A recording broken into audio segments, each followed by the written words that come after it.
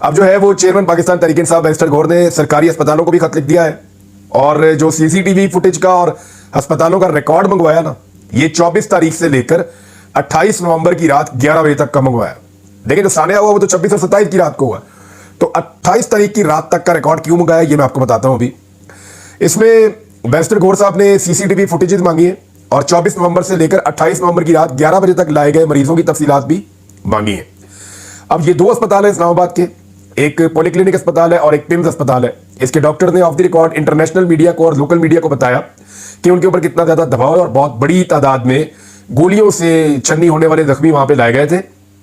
लाशें भी इन्हीं अस्पतालों में पहुंची थी, जिन्हें बहुत देर के बाद जो मुद्दई लोग हैं, जो बेचारे लवाहिकीन हैं, उन्हें काफी दबाव में लेने के बाद वो लाशें उनके हवाले की गई थी। और अब सीसीटीवी फुटेज 28 तारीख की रात 11 नवंबर तक इसलिए मांगी गई है कि कुछ इतलात ऐसी आ रही है कि जो उस एरिया में कवर अप किया गया है बाद में, यानी जहां पे इस्लामाबाद में डी चौक में सानिया हुआ, जहां पे कत्लेआम हुआ, वो मामला वहां पे 26 की रात या 27 की सुबह तक खत्म नहीं हुआ, बल्कि ये अगले 24-36 घंटे तक जारी रहा। और शानदाना गुलजार ने ये क्लेम किया कि इवन कंटेनर्स के अंदर लाशें थी और एक लाश के बारे में वो कह रही है कि वो काफी खराब भी हो गई थी। ये शानदाना गुलजार का क्लेम है, सोशल मीडिया में बहुत ज्यादा चल रहा है। पाकिस्तान तहरीक इंसाफ के कुछ लोग ये क्लेम कर रहे हैं कि उनकी लाशें ज्यादा हैं। जो लोग लापता हुए हैं उन्हें वहां से कैसे मुंतकिल किया गया, कहां छुपाया गया, ये सारा राज पता चल सकता है अगर सीसीटीवी फुटेजेस 28 तारीख की रात 11 बजे तक की मिल जाए। अब उम्मीद करते हैं कि ये सीसीटीवी फुटेजेस सामने आ जाएंगी।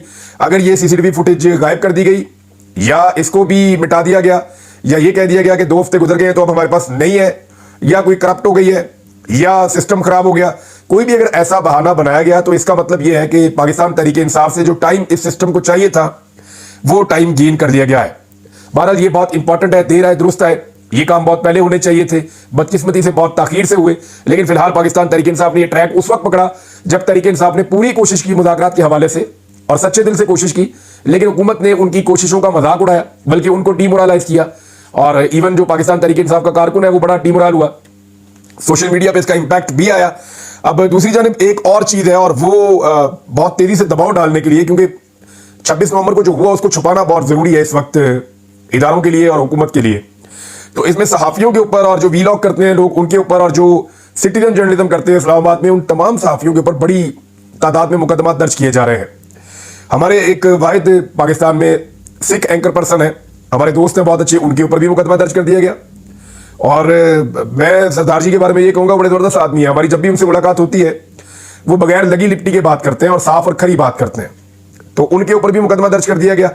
अब ये पाकिस्तान को एक नया तमगा लगाया जा रहा है। जो आदमी भी उस आने की बात करता है, लाशों की बात करता है, सिचुएशन को सामने लाने की बात करता है, या वो ये बताता है कि उस रात उसने क्या देखा, उसके लिए जिंदगी तंग कर दी जाती है। तो कत्ल तो कर दिए गए, अब कत्लों को छुपाने की पूरी कोशिश उस वक्त से लेकर अब तक की जा रही है।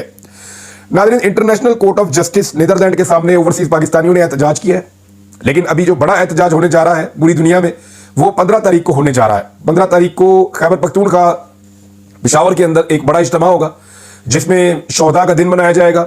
ये इमरान खान साहब ने इसकी अनाउंसमेंट की है।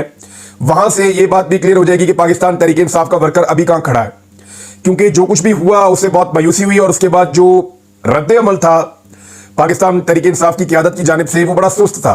उसकी वजह से कारकुन शिकायत कर रहे थे कि जनाब हमारे लोग शहीद हो गए हैं, लेकिन आवाज नहीं उठाई गई। लेकिन ये इमरान खान साहब की कॉल है और कारकुन इमरान खान के साथ उनका ताल्लुक कमजोर नहीं हुआ।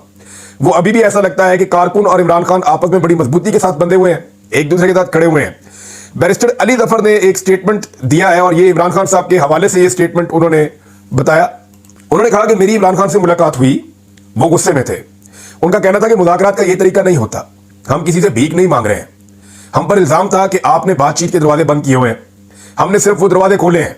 2 शराइत रखी है, वो पूरी करें, हम मुज़ाकरात करेंगे। अब फर्क आप देखें, इमरान खान साहब कह रहे हैं कि 2 शराइत हमारी पूरी करें फिर हम मुज़ाकरात पे बैठ जाएंगे, जबकि इमरान खान साहब की पार्टी ये कह रही है कि आप मुज़ाकरात पे बैठ जाएं फिर शराइत के ऊपर बात कर लेंगे।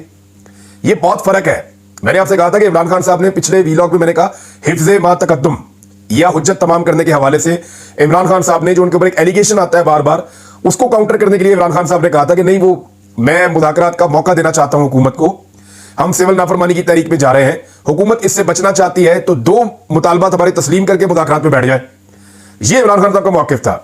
लेकिन इमरान खान साहब की पार्टी ने बड़ी कमजोरी शो की है। अब बैरिस्टर अली जफर साहब ने बड़ा खुलकर बताया कि एक्चुअली इमरान खान साहब क्या कह रहे थे।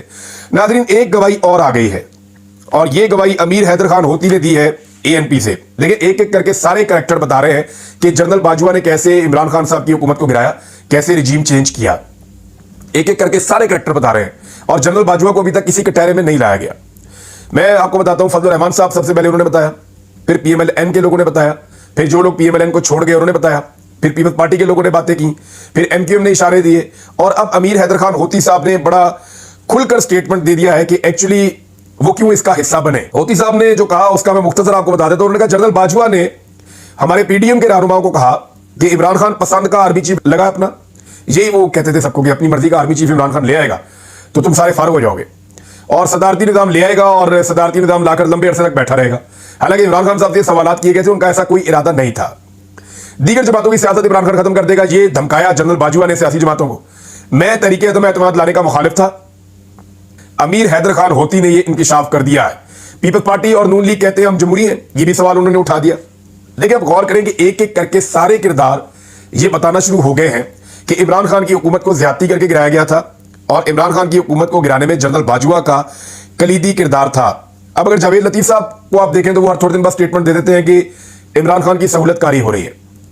जावेद लतीफ साहब एक जबरदस्त सियासी कारकुन है, शेखुपुरा से इनका ताल्लुक है, इन्होंने बड़ी लंबी सियासत की है, बहुत नीचे से ऊपर आए, इनके ऊपर बहुत सारे एलिगेशंस भी हैं, लेकिन इसके बावजूद उन्होंने अपनी सियासत को कायम रखा शेखुपुरा में। अब जावेद लतीफ साहब ने अपनी सियासत और अपनी मकबूलियत को जमीन बोस होते हुए देखा है। उन्होंने देखा कि पीएमएलएन की इज्जत खत्म हुई है तो उनके दिमाग पे असर तो पड़ना है, उनको इफेक्ट तो ये चीज करेगी, लेकिन वो पूरा सच नहीं बोल रहे। वो ये तो कहते हैं कि इमरान खान की सहूलतकारी हो रही है, ये दुख तो उनको है कि उनकी जमात जो है बहुत बुरी तरह तबाह हुई, लेकिन वो ये नहीं बताते कि पीडीएम की जमातों ने और खासतौर पर उनकी जमात ने इमरान खान की हुकूमत को गिराने के लिए एस्टेब्लिशमेंट को किस नौयत की सहूलतकारी दी थी। अगर उन्हें भी ऐसी सहूलतकारी चाहिए जो इमरान खान साहब के साथ हो रही है तो मैं चंद चीजें बताता हूं। यह सहूलतकारी जावेद लतीफ साहब भी अपनी जमात के लिए हासिल कर लें, यानी शहबाज शरीफ और मरियम नवाज को जबरदस्ती इक़्तिदार से निकाल दिया जाए और पीएमएलएन के बंदे और बाकी जमातों के बंदे जो है वो लोटे बनाकर खैबर पख्तूनख्वा हाउस में इकट्ठे कर दिए जाएं। फिर इस्लामाबाद में वजीर आजम की मर्जी के बगैर कंटेनर आ जाएं, फिर कैदियों वाली गाड़ियां आ जाएं, आधी रात को अदालतें खुल जाएं, बदतरीन तशद्दुद और गिरफ्तारियां शुरू हो जाएं, नून लीग की चादर और चार दीवारी का तकद्दुस पामार होना शुरू हो जाए, 10-10, 20-20 हजार बंदे जो है वो जेलों में चले जाएं, खवातीन जो है उनको कैद किया जाए, खवातीन को अगवा किया जाए, बच्चों को अगवा और कैद किया जाए, उन पर तशद्दुद किया जाए, उनकी वीडियोस बना के उनकी माओं को दिखाई जाए, खवातीन का अगवा किया जाए, जबरी गुमशुदगियां की जाए पीएमएलएन के लोगों की, 90% से जायद जो मीडिया है वो खिलाफ कर दिया जाए जबरदस्ती पीएमएलएन के और पीडीएम की जमातों के, गोलियां मारी जाए नवाज शरीफ साहब को, खुदा न खास्ता 188 मुकदमात नवाज शरीफ और उनके खानदान पर बनाए जाएं, बल्कि खानदान को मिलाए तो 200 से ऊपर चले जाते हैं, कागजात छीने जाएं जावेद लतीफ साहब के उनकी सारी पार्टी के लोगों के, जब वो जमा करवाने जाए इनसे इनका इंतखाबी निशान शेर छीन लिया जाए, किसी को आलू दे दें, किसी को बैंगन दे दें, किसी को तोड़ी दे दें, किसी को पीड़ी दे दें, किसी को मंजी दे दें, किसी को गिलास दे दें, किसी को जूता दे दें, ऐसे तज़हीक आमेज किस्म के इंतखाबी निशान इनको दिए जाए, कोई जलसा और जुलूस इन्हें ना करने दिया जाए, सारी पार्टी नामालूम मकामात से छुप छुप कर इलेक्शन लड़ती फिरे, इद्दत जैसा घटिया केस इनके ऊपर बनाया जाए, फिर जाली फॉर्म 47 जारी किए जाएं इनके मुखालिफिन को, और फिर आपसे आपकी अक्सरियत छीन ली जाए, और जब आप उसके बाद मैंडेट की वापसी के लिए निकले तो कभी कंटेनर्स, कभी आंसू गैस, कभी रबड़ की गोलियां, कभी असली गोलियां आपको मारी जाएं और फिर सबूत भी मिटा दिए जाएं। जावेद लतीफ साहब आपको सदाकत अब्बासी और डार बरादरान या इंतजार पंजूता की तरह गायब कर दिया जाए, जब आप वापस आए तो आपकी हालत जो है वो जीते जागते एक लाश की तरह की हो। अगर आपको यह सहूलतकारी चाहिए तो इसकी 10% भी आप बर्दाश्त नहीं कर सकते, क्योंकि आपकी जमात और आपकी लीडरशिप में कैपेसिटी नहीं है। नवाज शरीफ साहब थोड़ी सी तकलीफ पाकिस्तान से बाहर जाकर वो देखे ना, जहां पे नवाज शरीफ साहब रहते थे जेल में, उस एरिया को देखे, वो कितना बड़ा घर है अंदर बना हुआ है और वहां पे कितनी सहूलतें थी मियां साहब के पास, जाके एक नजर इमरान खान साहब की जेल देखकर आए, आपको आइडिया हो जाएगा। तो जावेद लतीफ साहब आप तो गिरफ्तार हुए हैं लेकिन कभी भी लापता नहीं हुए, आपको जबरी तौर पर गुमशुदा नहीं किया गया। अगर यही सारी सहूलतकारी है तो आप भी ले लेंगे सहूलतकारी। और वैसे भी आप ये कहते हैं, पीएमएलएन के लोग कहते हैं जनाब कि हमें जबरदस्ती इक्तदार में लाकर बैठाया गया। भाई ये तो हमने हमेशा सुना था कि जबरदस्ती इक्तदार से निकाला गया, ये हम पहली दफा सुन रहे हैं कि एक ऐसी जमात है जो कहती है हमें जबरदस्ती लाकर इक्तदार में उठाया गया। ये नहीं मुझे जबरदस्ती वज़ीर आज़म बना दिया, मेरी भतीजी को जबरदस्ती वज़ीर आला बना दिया, हमें जबरदस्ती ओहदे दे दिए, जबरदस्ती हमसे सारे काम करवाए गए और कानून साजियां करवाई गई। तो जबरदस्ती हुकूमत से निकालना तो हमने सुना था, लेकिन जबरदस्ती हुकूमत में शामिल करना ये हम जनाब पहली दफा सुन रहे हैं कि ऐसे जबरदस्ती इनके साथ की गई है और इनकी हुकूमत बना दी गई है। अब पीएमएलएन की हालत यह है कि पीएमएलएन के बड़े सीनियर रहनुमा है खुर्रम दस्तगीर साहब, और ये नस्लों से इकट्ठे चल रहे हैं। इनके वालिद भी जो है वो नवाज शरीफ साहब के बड़े वफादार साथी थे। नवाज शरीफ साहब ने जब लॉन्ग मार्च की कामयाबी हुई थी मियां साहब की अदलिया की बहाली के लिए, तो वो अनाउंसमेंट के वक्त इनके घर में मौजूद थे। इनके घर को चुना था गुजरांवाला में। तो अब जनाब खुर्रम दस्तगीर साहब ये बता रहे हैं कि काफी कोशिशें मैंने की है, लेकिन 1 साल हो गया मेरी नवाज शरीफ साहब से मुलाकात नहीं हो सकी। अंदाजा करें आप। अब डर मियां साहब को इस बात का कि खुर्रम दस्तगीर ये कह देंगे कि मियां साहब देखें, मैंने जाली फॉर्म 47 लेने से इनकार किया, मेरे अंदर गैरत थी, मैंने कहा जी ठीक है, मुबीन आरिफ जट जीत गया।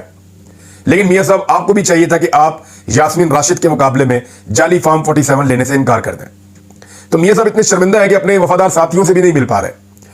अब खुर्रम दस्तगीर कहते हैं कि वोट को इज्जत दो का नारा लगाने की सकत अब पार्टी में बाकी नहीं रही, और इस मकसद के लिए हुकूमतों की कुर्बानी देनी होती है। लेकिन जो मर्जी कर लें, अब आप जो कुछ आपने इस मुल्क में कर दिया है, अब बड़े लंबे अरसे तक आपको इसकी कीमत चुकानी पड़ेगी, और इसकी सबसे बड़ी तो सियासी कीमत होगी। नाज़रीन, एक और बड़ी इंपॉर्टेंट चीज है कि इमरान खान साहब को क्या फौजी अदालत में ट्रायल किया जा सकता है?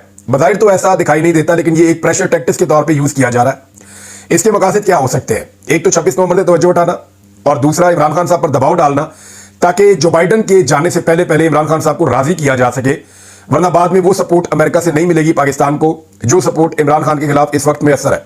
लेकिन एक और बहुत बड़ा सवाल है, क्या पाकिस्तान में किसी को आइन शिकनी पर आज तक फौज ने सजा दी है या मिलिट्री कोर्ट में उनका केस चला?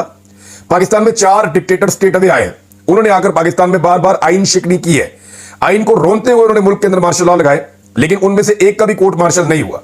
अगर वाकई पाकिस्तान में ये सोच लिया मिलिट्री एस्टेब्लिशमेंट ने कि उन्होंने इंसाफ फराहम करना है, तो उन 4 डिक्टेटर की कब्रों का भी एहतसाब किया जा सकता है, लेकिन ऐसा नहीं हो रहा। अगर इमरान खान साहब का मिलिट्री कोर्ट के अंदर ट्रायल होता है तो इसका मुवाजना उन 4 डिक्टेटरों के साथ किया जाएगा, और यह कहा जाएगा देखिए सियासतदानों का तो हो रहा है, लेकिन जो 4 डिक्टेटर पाकिस्तान का आधा टाइम खा गए उनका किसी किस्म का एहतसाब नहीं हो रहा, और आलमी सतह पर इसका बड़ा सख्त रद्द-ए-अमल सामने आएगा।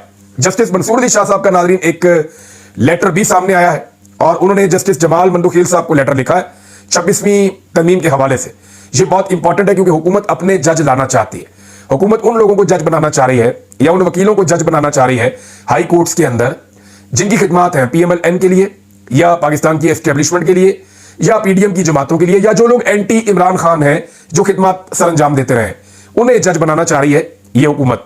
अब हुकूमत की वहां अक्सरियत हो गई है, इसी चीज की निशानदेही की है जस्टिस मंसूर अली शाह साहब ने। उन्होंने chairman rules committee justice Jamal Khan Mandokhel को खत लिखा, जिसमें उन्होंने कहा कि 26वीं आईनी तरमीम ने जजेस तकर्री से मुताल्लिक इख्तियारात के तवाज़ुन को बिगाड़ कर एग्जीक्यूटिव को अक्सरियत फराहम कर दी है, जिससे अदलिया में सियासी तैनातियों का खतरा लाक हो गया है। यानी जो पूरा का पूरा जजेस तैनाती का तरीकाकार था, इसकी जो कमेटी होती थी उसमें अदलिया की ताकत ज्यादा होती थी और दूसरी साइड कम होती थी, तो जजेस फैसला करते थे कि कौन बेहतर जज हो सकता है, उसको लाया जाता था। अब यह हो रहा है कि सियासतदानों की इन्वॉल्वमेंट बढ़ गई है, जिसको आप कह सकते हैं कि एग्जीक्यूटिव मेंबर असेंबली वगैरह ये वो इनकी इन्वॉल्वमेंट बढ़ गई है, इनकी तादाद बढ़ गई है। तो जो अवामी नुमाइंदे या जो सियासतदान चाहेंगे वो बंदा जज बन जाएगा, चाहे जज उसके खिलाफ ही मौकिफ क्यों ना इख्तियार करें। जस्टिस मंसूर अली शाह साहब ने जजेस तैनाती के हवाले से जुडिशल कमीशन ऑफ पाकिस्तान की तश्कील करदा कमेटी के चेयरमैन जस्टिस जमाल खान मंदोखेल को खत लिखा।